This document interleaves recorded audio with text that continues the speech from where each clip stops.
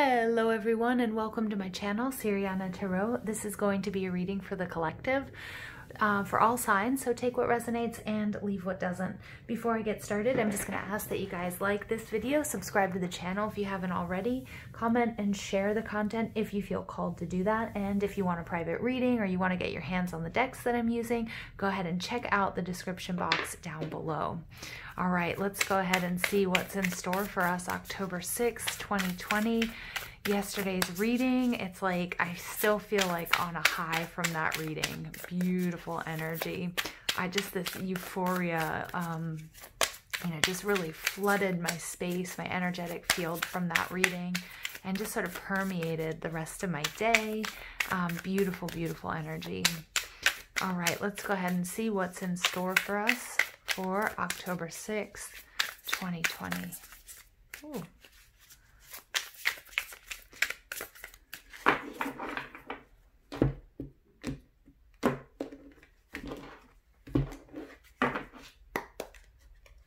Okay, first of all, we get the Knight of Cups. Beautiful. We get the Four of Wands in reverse. We get the Page of Crystals or the Page of Pentacles.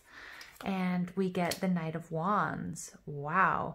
Some of you guys have a real choice, a choice between two people, or a choice between a passion and a commitment. Ooh, yes. All right. That makes a lot of sense taking a look at this. Overall energy is the Knight of Swords. Oh my gosh, there are 3 knights. So you guys, many of you are dealing with 3 different people.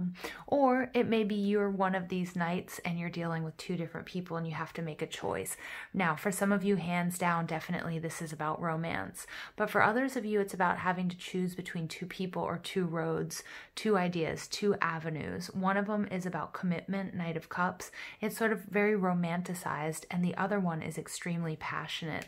Some of you might be trying to balance the mind and the heart, okay? And, some of you guys are trying to balance the mind and, your bloodlust here. What it is you want to do. The Knight of Swords is sitting here on top of this universe, and he's just really contemplating. He's contemplating, where is he going to go? How is he going to solve this issue? How is he going to get to where he wants to go? And for many of you, it looks like you're going to be, it's like time travel. It's like, it's astral projecting. It's getting to your lover. It's getting to your partner. It's getting back home to your family. All right. It's getting in touch with your galactic collective. So it's beautiful. It's a really, really beautiful energy, but I can see that you're of 2 minds, because we have the Knight of Cups and the Knight of Wands flanking this reading. Cancer, Scorpio, Pisces, Aries, Leo, Sag, and then we have the air, Gemini, Libra, Aquarius. Some of you may be trying to decide between, a water sign and an air sign, or is actually what I'm getting. But again, it could be something that you're very committed to, that you love deeply. It could be something from the past as well. And it could be something that just gets your blood boiling, but in a good way. Okay. Not in like an angry way, although sometimes. So what's interesting here is we do have the Four of Wands. Now the Four of Wands is an 11-11 card. So I'm picking up here on a lot of romance. Some of you guys, that's why you're thinking about releasing yourselves from a commitment. Maybe something that you truly deeply love, but you want to, it's like I'm getting, you want to chase your passion. This Knight of Swords, he's got this sword next to him. This person is about to jump into this hole, is about to take a quantum leap, maybe even shift timelines, and you're not sure if you can take this commitment with you or this person. Now, it doesn't necessarily have to be a person. It could be, again, it could be a path. It could be a job. It could be, something that you truly loved. It could be a system of beliefs that you had, that you love, that got you through really hard times. But as you're evolving and as you're morphing, you're realizing that it has to be left behind. The Four of Wands is that fire energy in reverse. It takes us back to the Three of Wands. And this is about your ships coming in. And part of me is getting this sort of feeling of, I've been waiting for a really long time for this. I've been waiting for this passionate new beginning. I've been waiting.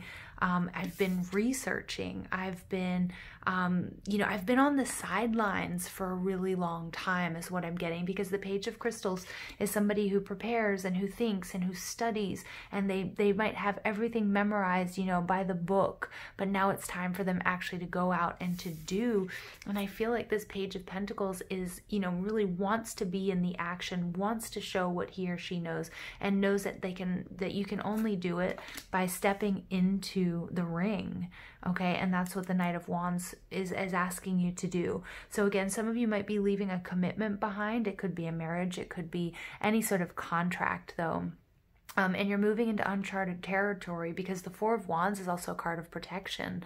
And it's about, being really, really in your comfort zone and being bountiful and all of that. But it's like, I'm getting the image of the garden and the gate where you're looking out beyond that. You realize that something has to change for you. Not that anything here is wrong per se, but there's something there's this passionate new beginning that you've had your eye on for quite some time. Whether this is a person, whether this is a change of career, whether it's leaving an old system of beliefs that you're kind of feeling are like outdated and overly romanticized that just don't work for you. You really want to, you just want to get into the ring is what I'm getting here. All right, so let's go ahead and clarify. Many of you have different choices, whether this is in a career, or whether this is between two people. For some of you, it might even be a move, okay? All right, and, directions I'm getting west and I'm getting south, okay? If that means anything, or maybe the southwest, I don't know. So that just came to me as a message that somebody might need to hear, or might resonate or resonate with you. So we get the King of Air. So look at that. We finally have a king showing up. The King of Air. I feel like this is your intellect. I feel like this is you. There was something that you might have been waiting for quite some time, waiting for things to get better, or waiting to see how you really felt, or waiting to see what this research, what the results were, what they yielded you. And the King of Air, he's weighed his options, he's coming in, he's very decisive, he's very black and white about it. And I think you are too. You know what you have to do. Double confirmation of the Page of Air. I love that, because before this reading, I just got this real sense of angelic support around you. And look at that. The King of Air also has wings.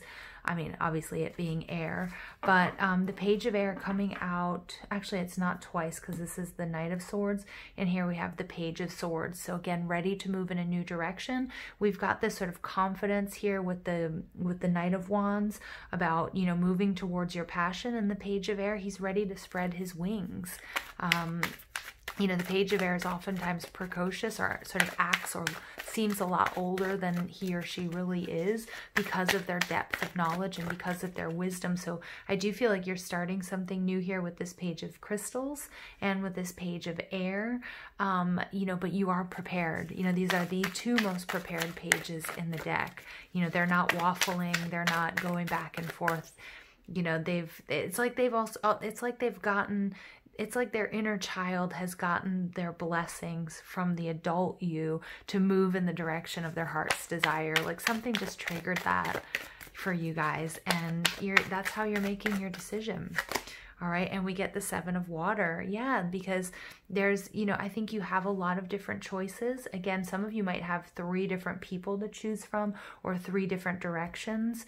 And I get that you are being very logical. You're using your, you're making lists. You've done your research and your investigation. Now all it is really really choosing which one is going to be the best for you. I think because I'm getting this sense that that you can't go wrong with any of these decisions, because each one is fulfilling in their own right, but you need to choose the one that's fulfilling, your heart, your mind, your body, your soul. And that may take some grounding, but you're in this like really beautiful space. You are the one who gets to choose. And if this is a romantic relationship for you, again, I'm getting that you're being watched over here. whether this is passed on loved ones or whether this is your spirit guides, or maybe it's even, you know, you're very, very discerning, and you want to make the right choice here. But at the same time, you're giving yourself this freedom, this liberty to choose which direction you want to move in. Intellectual, the one, you know, this love, this romanticized one, or the real passionate one. And it looks like to me you're moving in the direction of your true passions, okay? And I see this, you know, this King of Air with the Page of Air, very proud, knows that you may stumble and fall. And I'm really getting, you know, this conversation between these two. This is a meme I read a long time ago, or a few months back, and you guys may have heard me talk about it, where there's a cherub, okay, and there's father. And the cherub is getting ready to learn to fly. And he says, you know, well, Daddy, I'm scared. And the father says, you know, he's like, what if I fall? And the father says, oh, my child, but what if you fly? What if you soar? And that's the sort of conversation that's going on here. And so the choice is yours. So choose wisely, okay? But choose the one that's most aligned with you. And it may not be the one that you're familiar with or the one that you're most comfortable with, okay? All right, so let's go ahead and see what else comes through for us. I like this. I like this family element. Again, for some of you, it may be a family issue, or you may have even like consulted somebody that you consider a maternal or a paternal figure. It could be blood relatives, it could be an older sibling, or it could just be somebody that, you know, you're going to for a little bit of advice. What should I do here? And it's supportive energy. It's supportive energy and very discerning. Okay, we get Divine Masculine 32. Wow, yeah. So look at that. We've got that fire and that ice coming together. All right.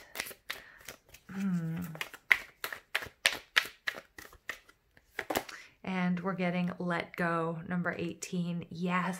So again, for many of you, this may be you are the divine masculine of this counterpart, and you're trying to decide on, you know, which person you're going to choose. Remember, it doesn't mean gender. It's just the energy that you're sitting in. Again, we've also, as we're experiencing all of these energies going on astrologically, you know, we know the masculine is going through a purge and a detox, and each and every one of us with our solar plexus. And so we're really learning to sort of set boundaries and decide, okay, you know, how do I view success? Because I feel like what was heavily romanticized and what you do love and you have a love for, but you're also recognizing it has a time and a space. It has a season. Okay, as well as soulmates have seasons here.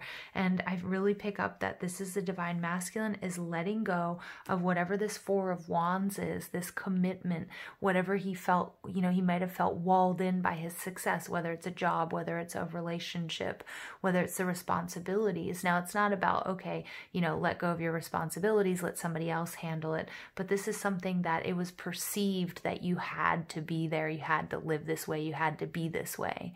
Okay, that it's not like about being irresponsible, but it's about letting go of this perception, or of an outdated belief or relationship. Okay. All right. Additional or final message for the collective, October 6th, 2020.